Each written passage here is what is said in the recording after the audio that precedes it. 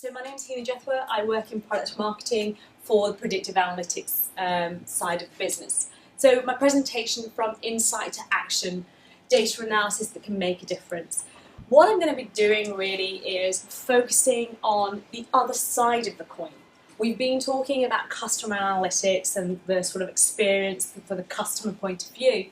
But what I'd like to talk about is the sort of internal workings of the organisation and how we can make all of those customer experience things that we would like in our organisations actually happen. Because in order for us to fulfil those, the internal workings really need to be in order. We want people to say good things about us, but that means our customer service has to actually be there. We have to have the right types of employees. We have to be able to build the product and service that people actually want. So providing customer analytics and customer service, brilliant. But we also need to think about, the fundamental steps as well as part of our organisations. This paper was done, which is a CEO study, and it talked about sort of how things are becoming a little bit complex. And, data, technology, all of those things are making the world a little bit more complicated for organisations. However, there is an advantage for organisations as part of that. There's a kind of positive knock-on effect that organisations can have if they focus on three key areas. One is that embodying creative leadership, and this is all around innovation and product leadership, really focusing on that as part of our strategies. So you can think of, we were talking at lunch today about Apple. So Apple kind of fits in that kind of category. There's that building operational dexterity, the idea of making sure that you've got the product that has no waste, it's the best quality it can be, but the lowest price it can be possibly as well. So something like Walmart in the US, for example. However, this reinventing customer relationships, a key part of the equation for all of them. It's the combination of these that kind of allow us to really drive some competitive advantage in the marketplace. Organisations are using and kind of driving that need for predictive analytics. And three key areas, and I think most of the presenters sort of touched on these to a certain extent as part of their presentations, that emergence of big data, huge amounts of information at our disposal to do something within our organisation. Big data is relative, so you might be a small organisation and people are talking big data, but for you as an organisation, that's still big. Or you could be a huge organisation with petabytes and zettabytes, whatever the next byte is, of data. Still, it's the velocity in terms of how much is being produced, and don't forget the veracity in terms of different types of data. That's where predictive analytics can really come into its own in terms of that structured data, unstructured data, doing something with it. Colin talked about that power of consumer, the shift from the power into consumers, so they have a lot of information, which for us is a great thing because we're consumers at the end of the day as well. So, and also three, acceleration pressure to do more with less. And this is where I'm going to focus on really, looking at how we can create a more efficient organisation, streamline our businesses, react to customer demand as part of that, so that we can actually create that customer experience that we've all been talking about today. Organisations that actually are using predictive analytics and using it to have that competitive advantage, which I think is a key point here, is from 2010 to 2011, you can see there's a 60% increase in customers using that. So it's no longer a, we should think about this, it's very much as something that's become a business imperative for organisations to drive some of this. And using the technology results in sort of key financial sort of indicators in terms of performance. So revenue growth 1.6 times bigger, and stock appreciation as well. Operational analytics. Anybody tell me, what is the fundamental challenge there? Cutting costs. Ultimately, it is all to do with how we can cut costs, how we can make our product how we can make our product in the best quality, the lowest price as we do this. And when we look at the operational side of the business, 7% of product revenue goes into something like warranty claims, so people coming back and saying, my product doesn't work as the way it should do. 15% of sort of margins on customer revenue is actually lost through ineffective assortment planning or not having the right types of products in the stores or on your website when customers actually need that. So those are quite big figures when you apply them to your organisation. And operational analytics, which sometimes is kind of a little bit of the underdog when it comes to funding and things like that, but it also seems to have this big hole in the floor where people are just kind of throwing money down there almost. And one of the things that we found from our perspective is people don't even realise they're doing that. There's lots of areas in an operational cycle where we can look at using analytics, kind of really get that sort of drive the way we're using and the processes and the people and the assets as part of that. Some trends here. From a customer perspective, you know, we might order something, we expect immediacy. We're not willing to wait because we'll go elsewhere, we'll go to the competition or something like that. How many of you buy things on the internet? Do you know where the product was made? No, do you? Yeah, potentially. Do you care? Not really, but we still want that product today. So all of a sudden, the sort of supply chain, manufacturing, all of those people have to work sort of underneath the scenes, as it were, to actually make sure we get the products in a very streamlined environment. Difficulty becomes in terms of raw materials and price volatility. As the prices of petrol and all of those kind of elements start to increase, somewhere that price needs to be recuperated. So do you want to send that price to the consumer? I don't think we can do that as easily these days because consumers don't want to pay big prices, so somebody else is going to undercut your price. So it's a difficult place to put the price. So we need to make sure that when we're developing and creating the products, that's where we start to make the whole cycle more efficient. From a compliance and security perspective, organisations are expected to have more compliance as part of government requirements or specific bodies that they might work towards as well. So that's there, but also from a consumer perspective, we expect more transparency as well. We're a little bit more sort of organic, environmentally friendly. Actually, I was reading on the flight over that Denmark is looking to be the #1 environmental country in the world, and looks like by 2015 they're really going to achieve that. So quite a nice one there. But we expect that transparency. We don't put products created in a sweatshop or something like that. Fraud. When I say fraud, people probably think, oh, banking, you know, credit card fraud. But fraud, given the economic climate, has kind of increased exponentially where, you know, you're seeing in healthcare people claiming unnecessarily when they shouldn't be. You see it in retail environments, so shrinkage, for example, people stealing products and services. There's also the whole debt management. You know, should you be giving these people credit or should you not be giving these people credit? So looking at sort of areas where, again, we're kind of sort of almost giving money away from an organisational point of view. And we're giving this money away almost, and yet we're expected to do more with less. Normally, when I talk about operational excellence, is there a department that you guys think of when I say operational side of the business? Any? Has everyone had a bit too much lunch? No? Well, personally, I think of supply chain. You know, it's supply chain to me. However, maybe you are all correct, actually, because it is actually all of these departments that are part. Everybody impacts each other to a certain extent when we're trying to deliver a product or service. A service could be you're a consulting organisation and your people are, you know, your key assets as part of that. It doesn't have to be a physical product or something, so it can be across the board. Now, how many of you in the audience are from a sort of internal part of the house? So you're in IT, HR and R&D. So a few of you there. And how many of you on the more sort of customer-facing side of the house, marketing and sales? So we've got a nice mixture there.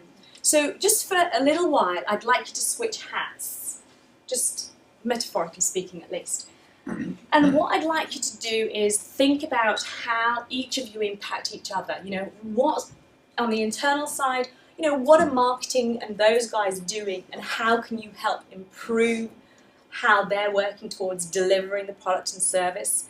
And on those guys on the IT side, do the opposite. How can you help the marketing teams buy or sales teams deliver a better quality product?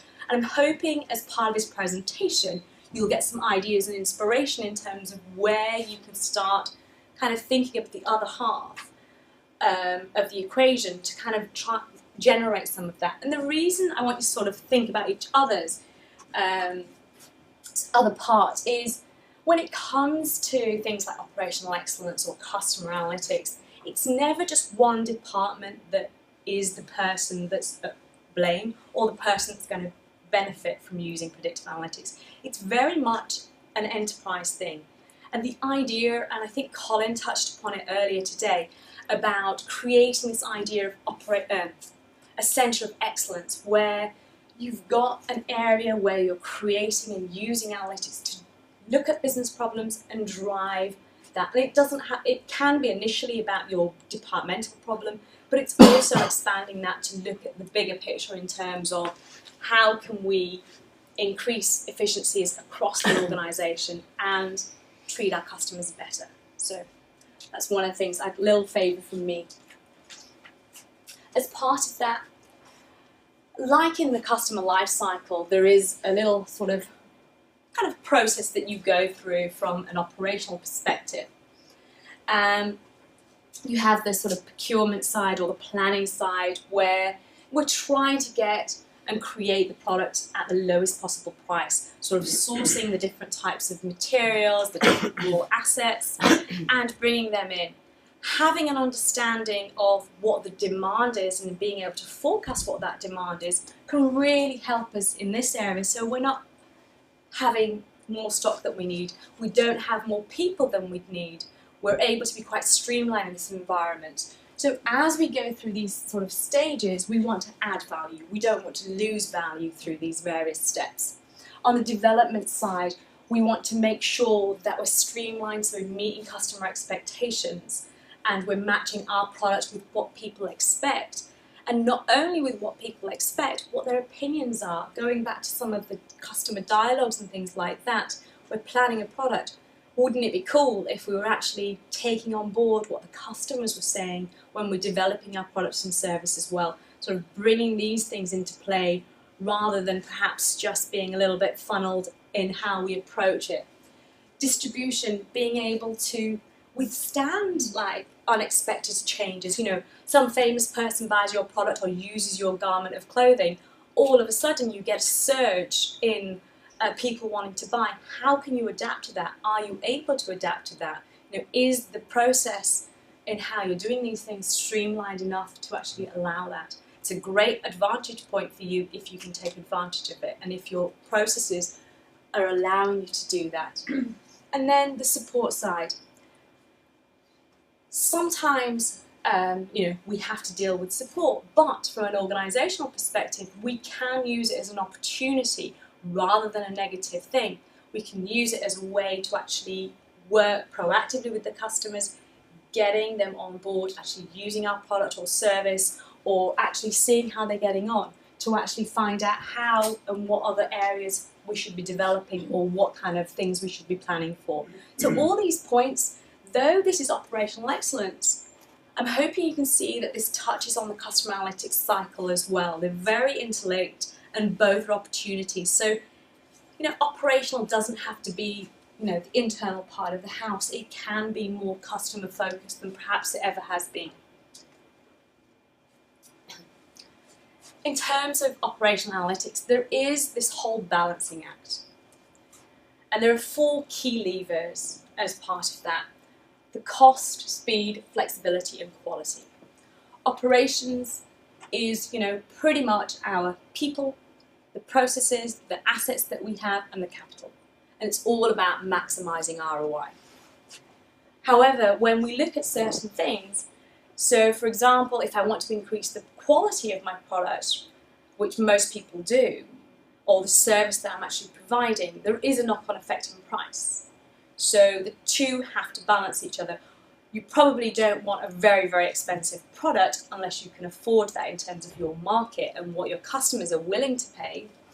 Flexibility and speed, again, the more flexibility you have, perhaps that's going to cost you more money, or the speed in terms of how quickly you can change to dynamics in the environment, that can also cost. So predictive analytics is kind of giving you data to allow you to make these little tweaks in how you're kind of managing this whole process so you can do it the most effective and what's going to have an impact on your bottom line.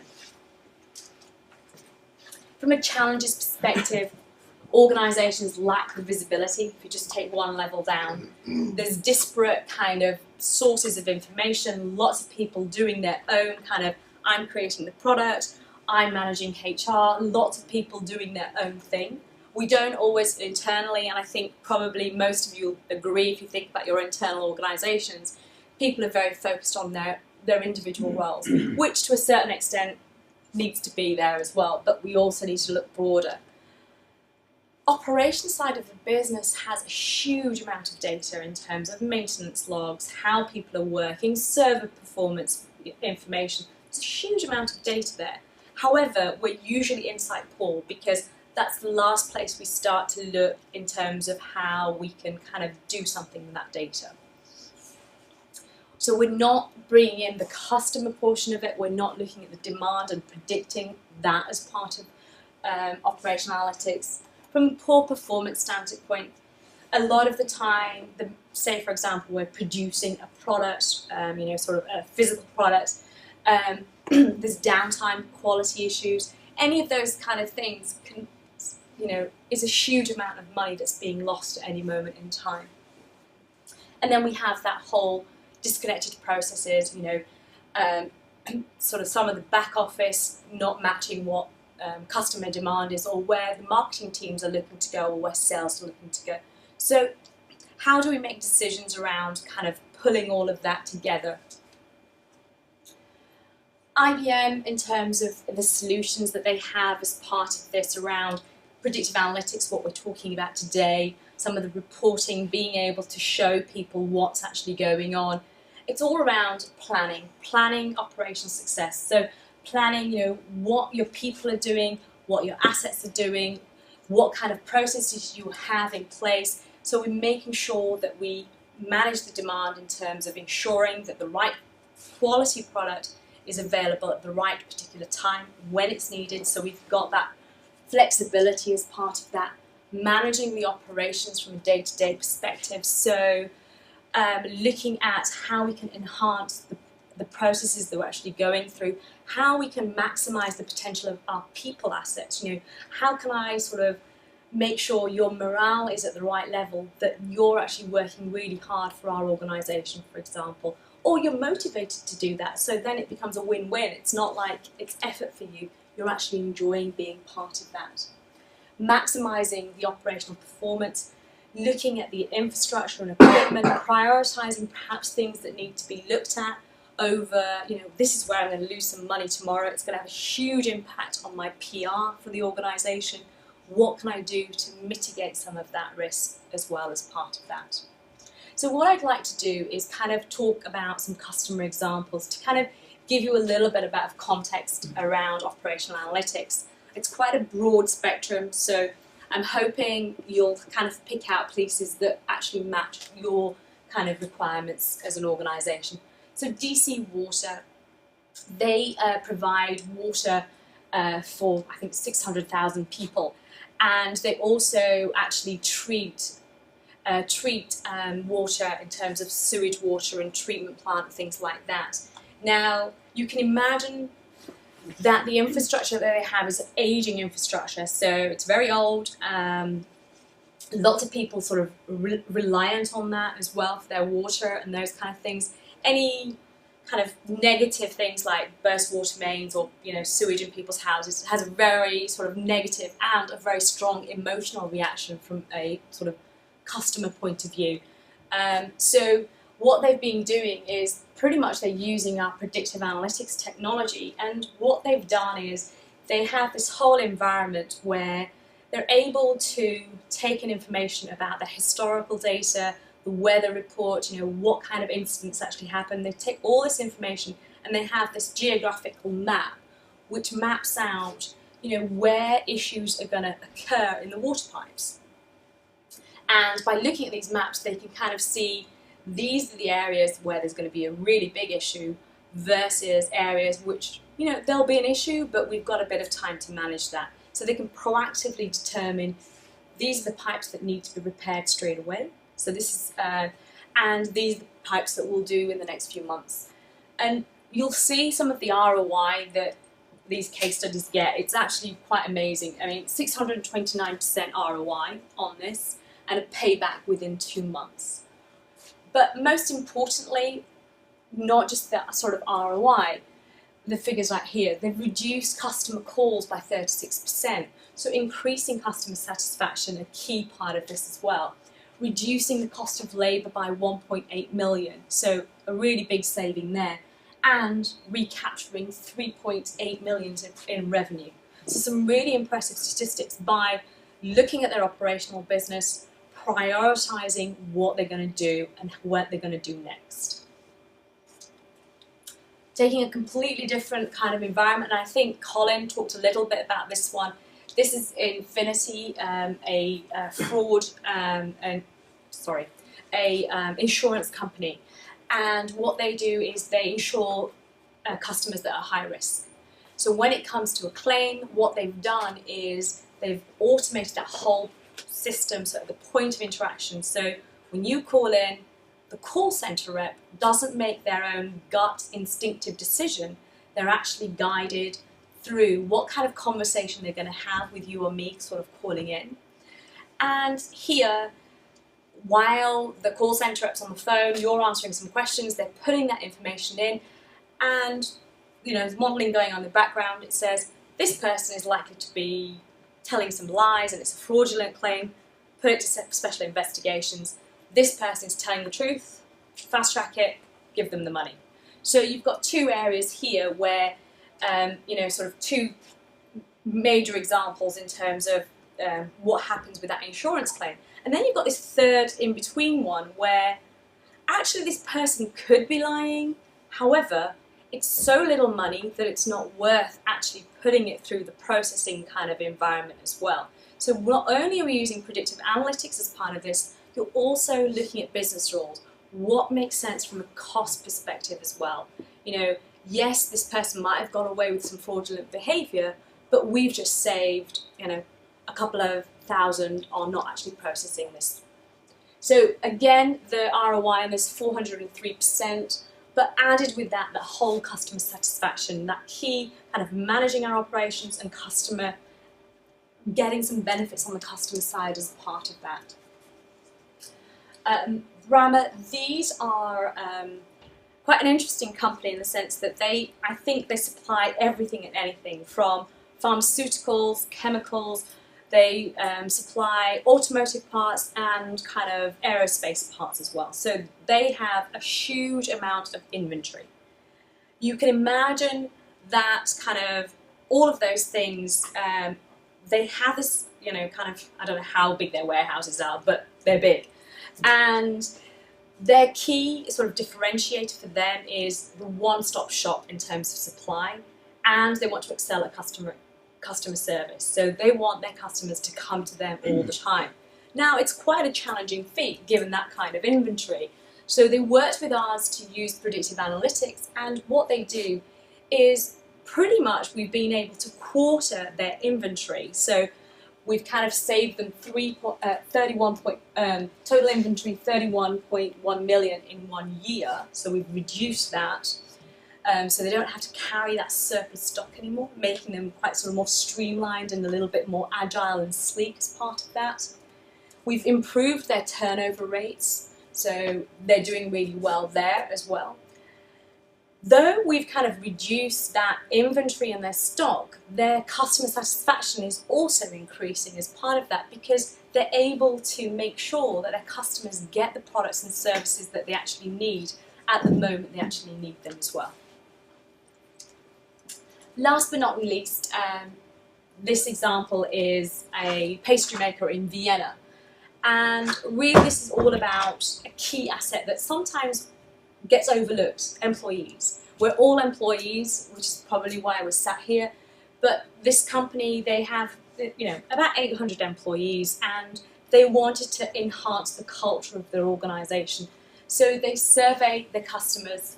They used the stats solution.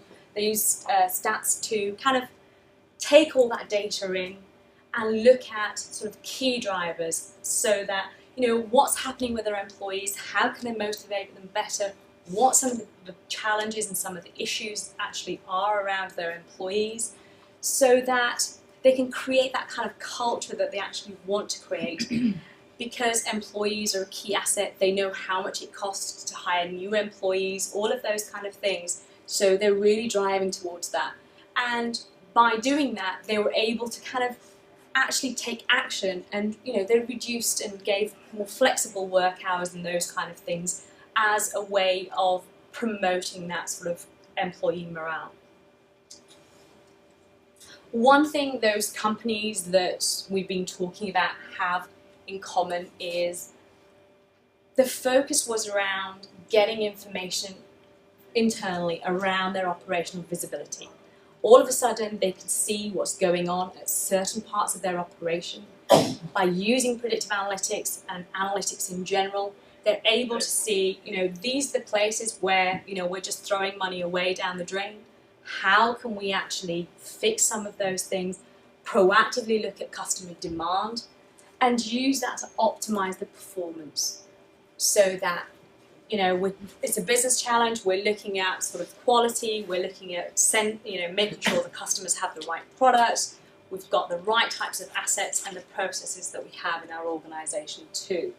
And here we can do a couple of things. One is we can send reports to people across the organisation so they know what's going on and looking at the performance. But also, just as importantly, we can actually start using the analytics as part of the business processes and plugging that in so it's at the point of interaction, or making that aware so that we can change the quality and be proactive as part of that. So those organisations, all about visibility and optimisation as part of their operational analytics chain. So how do we do this? Now, Colin probably showed you a similar picture, but his sort of things that he was trying to do were slightly different. And one thing that I want to say on this is one of the benefits of using sort of analytics in general is you don't have to have a customer analytics engine, you don't have to have an operational analytics engine. It's the same kind of tool underlying. This is just a business problem that we're looking at addressing as part of the technology. So whatever your business problem is, if it's a key metric that you can measure and something that by knowing that customers are going to leave, or how many people are going to buy your product, all of those things, you can actually use that to kind of get the data to actually give you a prediction and use that as part of your actionable insight. So here we can take data from different areas. Right at the beginning I talked about big data and that veracity and velocity of data. So we want to take advantage of big data, look at our demographic data, age and those kind of things, transactional data, our SKU data, the maintenance log data, whatever's in our operational data, we can kind of bring that together. We might also bring that together with external data. We've talked a lot today about blogs and those kind of things, and perhaps there's something in the customer blogs or some of the call center notes or complaints that people are saying that's going to be useful to us from an operational perspective. So we bring that in, and of course domain expertise, not forgetting that as sort of a key attribute as part of this. We can take that information, we can start using analytics to create some segments or look at some profiles and start thinking about what, scoring our data for this part's going to fall over, we need, you know, this many pieces of, this many people as part of our actual services industry, we need to staff hospitals with this many doctors and this many nurses and the beds. So all of these things can sort of be scored and you can get insight on these areas, and then we can deploy that information. Insight and information are only valuable if we do this with it. That engagement and action is kind of a really, really key area. And here it can be something like sending an email to somebody saying, hello, something's going to go wrong, right the way through to actually automating it, like the insurance example that I gave you, where it is at the point of impact and the point of operation. So if we just drill a little bit further into some of these things, here, the value of knowing what the cost of my maintenance actually is, you know, how much money am I spending each year from an operational perspective, quite an important thing. You know, what's it going to cost me next year? Can I look at these things? Can I be proactive about saving money in these kind of areas? So knowing is an empowering tool that allows us to actually make those changes as part of that. Anomaly detection, the whole idea of sometimes, you know, there's lots of, you know, we've got lots of products or lots of components. I'll go back to my Apple example we talked about earlier. And there's so many different components in that. To actually isolate a specific, you know, sort of part that might go wrong or how it was actually created can be quite a big deal. Costs a lot of money, costs lots of people's time and things like that. But using things like anomaly detection means that we can grab that data and look at sort of things that might get unnoticed and sort of say, well, actually, by using this product and this, there's a little bit of a problem, let's drill deeper. So we can kind of go a little bit deeper by using something like root cause analysis to find out what the key problem is here and actually fixing that proactively. Operational analytics is really about that proactive nature of using technology and finding out, you know, perhaps it's a little switch that was actually causing the problem. And this is an actual real example of an automotive manufacturer where, you know, they're having problems with their wing mirrors. They found out that it was a little piece that was created that was slightly off in terms of quality. And the reason it was off in terms of quality was down to a little switch in in some sort of a piece of equipment. So it's that minutia of detail that perhaps we wouldn't have picked up where analytics helped us actually do that. And of course, finding out when something's going to happen. It's great that we know it's going to happen, but how likely is it and when is that going to happen? So that if you know when something's going to happen, what could you do?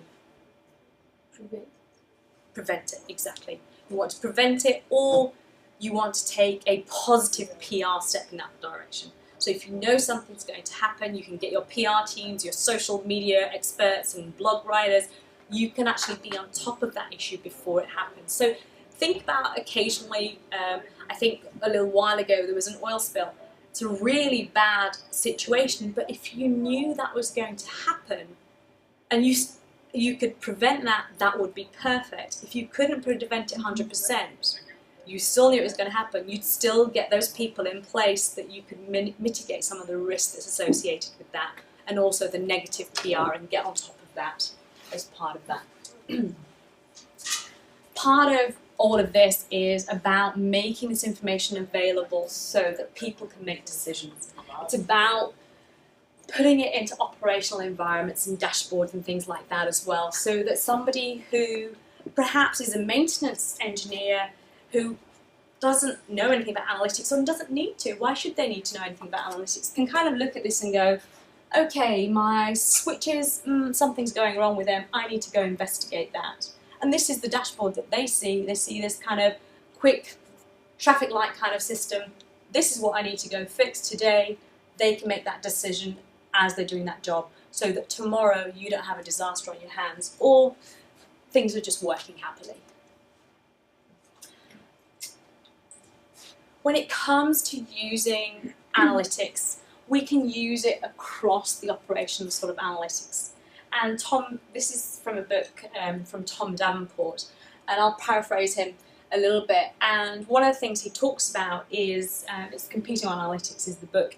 He talks about the fact that everybody is kind of creating similar products and services, and the only way that organisations can differentiate themselves now, because we all have similar technologies in place as well, the only way people can sort of differentiate themselves now is by looking at business processes and seeing how we can actually streamline those and get the positive and efficiencies out of those as well.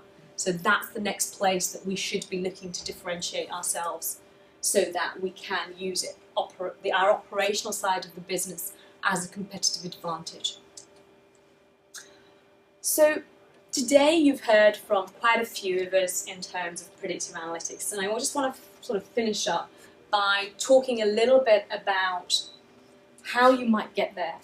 You know, we've talked about quite some cool things, I hope you agree, and part of it is, you know, not just, we don't expect everyone to be kind of automating operations and customer analytics, the point of interaction at the straight time, all those things. We see that it's a journey. We see that there are incremental steps. We've worked with customers to kind of drive some of those incremental steps as well. It is about thinking about your strategy. I'm hoping that some of what Colin said, Louise, yourself, all of these things will sort of come into play in terms of what your strategy might be. What you're going to think of in terms of your customer experience strategy. How can you start looking at the operational side of the business and bringing those elements together? So start planning in terms of, what's your technology strategy? What's your analytical strategy as part of that? So think about some of those things. And then from a vision, we can work down in terms of some of the goals. Think about starting with one business problem. Whatever that business problem happens to be, start somewhere, though I do recommend that. Collect and get the information. Look at what information you have. You do not need perfect information to start with, or perfect data.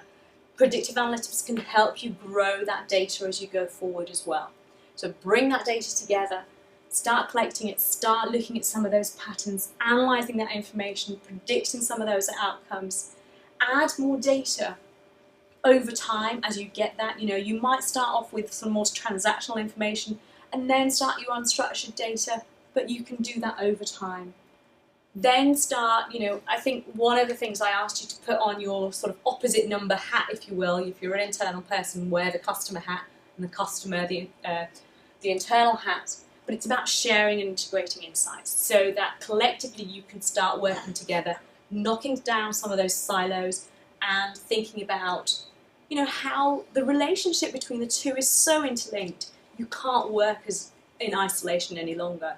And that's how we have to get that competitive advantage.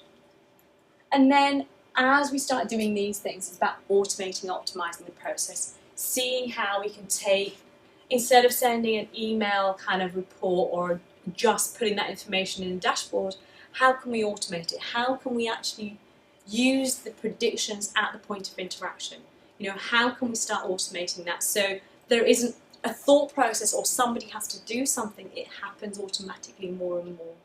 In a near time, in a real time, or right time.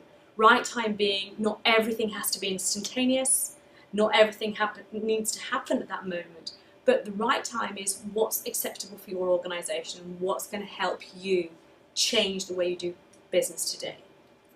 So last slide from me.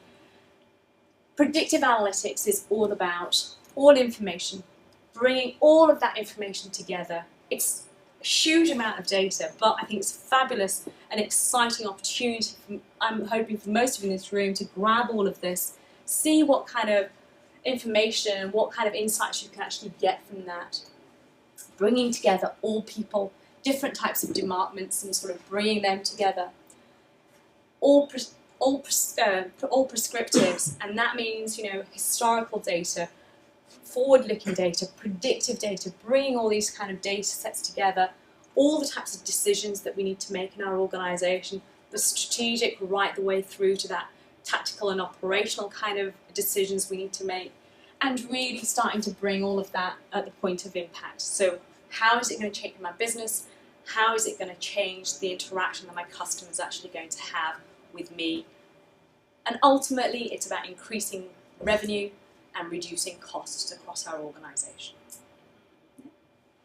Okay. Any questions from anybody?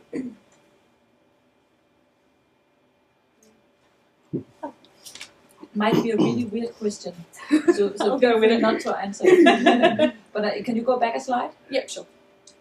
Because what I'm thinking is that when you're working for IBM, it would be quite natural to use these tools internally as well.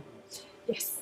So that you yourself actually could be, you know, that they could predict and analyze information and predict your behavior. Or yes. Do you have any projects ongoing inside? Have you tried any? We have tried certain things. I don't know how much information I can give, so I'll be a little bit vague in terms of what we've tried. But we had this project called, this was a while ago, called, maybe Colin remembers it, called Møde, and the idea of drinking your own champagne. And the idea was to use it from a marketing kind of perspective. So we've done a little bit on that. And then IBM has interesting systems, shall we say. So we've done a little bit in there. And I think a lot of the local offices, what they do is they try and use predictive analytics to kind of look at, you know, customers have bought this product, what are they going to buy next? How can we market most efficiently to those customers as well as part of that? I don't know on the operational side, there probably is, but I'm not aware of them. I don't know if, Colin, We've definitely got some in some of our operational systems. We've embedded the analytics into a similar manner to where I was describing the telco, where you get information presented to you. We definitely use it. We've got rumours of people, sort of grapevine rumours, which I'll just share a moment, where we think it's being used as part of our, expense claims and things like that as well. And I think there is so it'd be like the Tesco coupons. Yeah, exactly. Well, no, the sort of more the fraud side, I think. The fraud side that nobody's kind of, let's just say, not abusing their expense claiming and things like that. Do you think like maybe in 3 years, 5 years, you use it in a meeting like this? I think that's quite an interesting. I think that would be quite an interesting opportunity, and definitely. So there was a conference just recently. There was the IOD conference, which was great because they had little tags here. So you went into a room, you knew, because it was a really big conference. So you knew that people kind of which session they actually went into and which other sessions that they went into. So what would be really cool is, you have a little PDA device, your phone or whatever, kind of said to you, the next session you probably want to go to based on what you did before is blah, blah, blah. And just little things that we could, and I think, remember, SPSS has just been bought by IBM to a certain extent. It's like 4 years now? Yeah, 3 or 4 years. So, absorbing that and taking that in and using it more and more. We're seeing a lot more of that in terms of people going, I could use this here. So I think next 5-10 years, I don't see why we shouldn't be in that position where, we should be able to treat each of you, like we say, as one, rather than, as today we're treating you a bit of a segment. And I think you're right that that we are using this locally. I mean, we have used our customer data and in the marketing department and tried to look at what is the likelihood if they have like this product, what is the likelihood that they buy another product and use it for marketing campaigns, kind of to give the value to the customer and speak to the customer. I'm just going to add a little something going back to the insurance example, throwing that being a horse to the back of it. I think it's Infinity, but there's a couple that have been doing similar. They're deciding to sort of seize the opportunity of thinking big about data and thinking big about analytics, and they use a lot of telemetry data they can get from the cars. So they're now offering a completely new business model as a way of ensuring people say, right, we can monitor what you're doing in your car. Give us the permission to take that information back, and then we can reduce your premiums that you have to pay if you turn out to be a safe driver. So everyone says, I'm paying an extra amount for some other idiot's driving. You say, well, okay, here's the proof. You drive very well, so we'll give you a loan because you're a much lower risk. Put your money where your mouth is. That just never existed before. So the technology enabling a completely new way of doing business. I'm not going to go down that model for my driving. I was the only one who put the hand up for me declaring, and I was like, oh no. I'm a very good driver. Somebody else's fault. The Danish insurance company is actually doing that already. Perfect. Okay. They put this black box in your car and they're monitoring your speed and your locations. And if you get in a crash where you were speeding, your self-payment will go up 1,000 kroner per kilometer you were speeding too much. Whoa. But if you were crashing when you were keeping the speed lines, you have no problem. Wow. And that gets back to that what I was saying before, like you're changing behaviour. These are incentives, these are ways of being able to manage things. It's not about just that marketing thing, whereas traditionally this kind of analytics have just been similar to And you marketing. get 25 discount on the insurance if you get that box. Right, yeah, absolutely, yeah. Yeah, speeding is going to be my issue actually. This is, I've only just started this one, I can't recommend it or deny it, but I've just started this one and I'm really enjoying it so far. I think this is a massive issue for everybody coming up, both in terms of us as people and citizens, but also in terms of what people do with data. It's actually quite interesting because there's quite a few books recently that have kind of been created in that sort of realm of predictive analytics, or and not all of them really kind of scholarly reads. I read one recently called The Power of Habit, and it's quite interesting because it talks about people's habits and how it impacts things, and and it looks at it from an individual perspective and also from a company perspective, how focusing on something like a CEO talking about, I will not compromise on quality. That's the thing that we're going to look at across our organisation, and how that focus on quality has actually changed so many different other parts of the business, just because all of a sudden it's one goal, but because it touches the people, the processes, how we do things, it's just so instrumental in changing, and it actually talks about how they changed the dynamics of this company. So it's quite, I think it's Charles Duhigg or somebody like that. We'll send Anna Anya, sorry, just random name, throw at you, Anya the details, and you can just pick which ones you feel like reading, and some of them are just interesting reads generally. I'll send you this reference also. Okay, sounds good. Excellent. I'm going to hand over to Anna.